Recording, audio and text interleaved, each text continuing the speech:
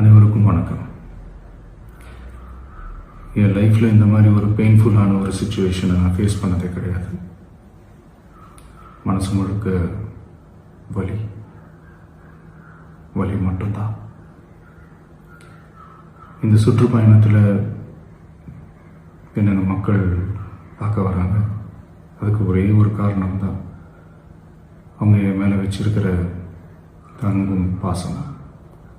அந்த அன்புக்கும் பாசத்துக்கும் நான் எப்பவும் கடமைப்பட்டிருக்கிறேன்.